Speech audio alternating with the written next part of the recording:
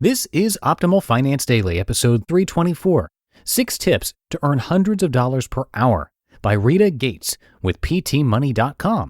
And I'm your host, Dan, here each weekday reading to you from some of the best personal finance blogs on the planet. If you have any topic requests, please share them with us. Come visit oldpodcast.com and let us know what you'd like to hear about. Now, today's post is from a guest author over at PT Money, Rita Gates. But before we get into that, we have some spreadsheets plus tips and tricks that go well with today's post. And to get those for free, just join our mailing list over at oldpodcast.com. They'll be sent to you automatically. And I'm going to tell you a little more about that at the end of this episode. But for now, let's get right to our post as we optimize your life. 6 Tips to Earn Hundreds of Dollars per Hour by Rita Gates with PTMoney.com. Opportunity costs. These days, everyone is trying to save money.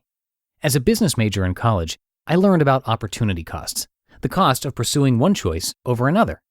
The term is usually used to determine which investment choice is the best. However, often the most relevant opportunity costs in my life involve the use of my time. When I look to save money, I try to look at saving from a financial standpoint as well as a time consumption standpoint. Therefore, I look at cost savings on a per-hour basis and consider saving as earning money. Your time is valuable. Let's face it, whether we are teens or senior citizens, our time on Earth is limited. If we are working as fast food workers or doctors, our time is worth something. For the purposes of this discussion, let's say the average person's time is worth $20 an hour. If I'm not working, I'm not making money, so my time is free, you may say.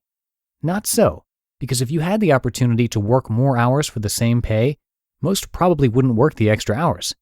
This actually makes your time off work, time spent with family, friends, exercising, vacation, etc., even more valuable. I've recently found I'm penny wise and pound foolish in several ways. 6 tips to earn hundreds. 1. Coupon clipping. Is it an efficient use of my time? Depends. I used to spend at least a half hour every Sunday clipping coupons only to find them at the bottom of my purse, expired, or I would save a couple of dollars off my grocery bill every week. When you give your time a value, you can determine whether or not the activity is worthwhile. For example, let's say I spend 20 minutes clipping coupons and save $4 on my groceries. If I calculate this activity on an hourly basis, 1/3 of an hour times $4, I have earned $12 an hour pre-tax. If I say my time is worth $20 an hour, I've actually lost $8 an hour by clipping coupons. However, if I spent 10 minutes clipping coupons, I've earned a quarter hour times $4, which equals $24 an hour minus $20 an hour, or $4 an hour. I have found downloading my coupons via the website shortcuts.com to my Kroger loyalty card takes a fraction of the time, and there's no scissors or paper involved, and I end up buying products I want and save more. Another trick I've used at Costco, for example, is to ask the checkout clerk whether I've missed any store coupon specials, and she does the work for me. That 1-minute question has saved me up to $7 at Costco, or the equivalent of earning $420 an hour tax-free.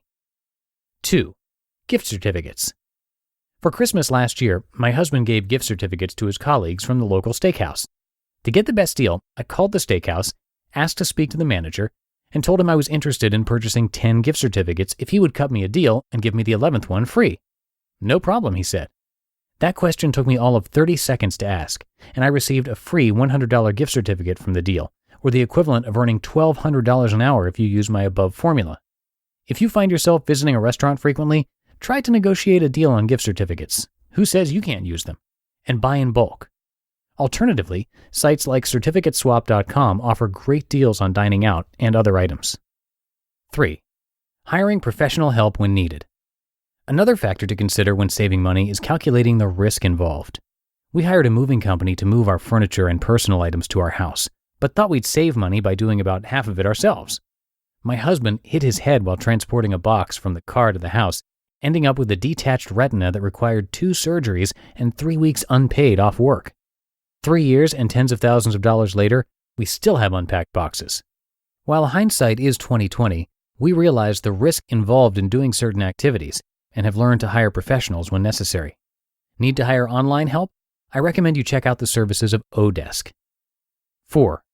Medical bills. If you don't have health insurance, have a high deductible insurance, or your health insurance doesn't cover you for a specific procedure requiring cash payment.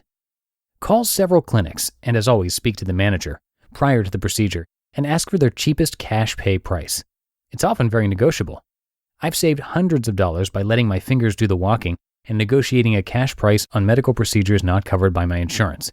For instance, I get allergy shots weekly, which my insurance doesn't cover, and have received a $4 a week discount by calling and negotiating a better rate. That 2-minute phone call has saved me over $200 a year, or the equivalent of earning $6,000 an hour. Realize that cash doesn't typically include credit cards, which charge the doctor 2 to 6% of your payment, so use checks to optimize your discounts. If the money is tight and you need a $1,000 test performed, for instance, you can often negotiate 3 cash payments or even use a credit card. Are you taking full use of the tax-advantaged health savings available to you?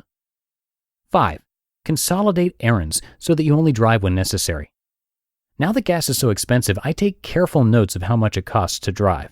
My car gets approximately 20 miles to the gallon in town, and I live in a town where my nearest grocery store is 5 miles away.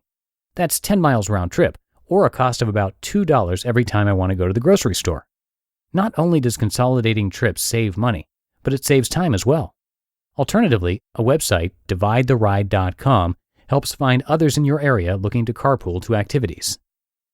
6. Use the foods in your pantry and freezer before buying more. I often find myself buying something I think I need but really don't. Then the food ends up going to waste. This summer, I've made a decision to use everything in my pantry before I buy more. To do this, I found the website supercook.com useful. You type in the ingredients you have on hand, and the website figures out what recipes you can make with the ingredients. This also solves the problem of trying to figure out what to make for dinner every night. Normally, I spend between $50 and $100 a week on groceries, and I have found by using the ingredients I already have, I've been able to reduce my grocery bills by 30% in the last couple weeks I've tried this technique. Also, if you have a plastic bag or food sealer, toss in your leftovers and freeze for a future meal or lunch at work. Hope these ideas help you. Happy earning! You just listened to the post titled 6 Tips to Earn Hundreds of Dollars per Hour by Rita Gates with PTMoney.com. And that last tip was a nice little life hack, and for more advice like that, please sign up for our weekly newsletter. We send some life hacks like that one, quotes, and more once a week. Plus, you'll get some free spreadsheet tools from us as well. Those will come to you right away. And you'll be entered to win books every month. Plus, it's a great way to show your support for the show. So for all of that, come by oldpodcast.com and simply enter your email address, or an even speedier way to join is to text the word financial to the number 44222. That's financial to 44222. And that is it for episode 324 of Optimal Finance Daily. Have a great rest of your day, and I will see you tomorrow in the Friday show, where your optimal life awaits.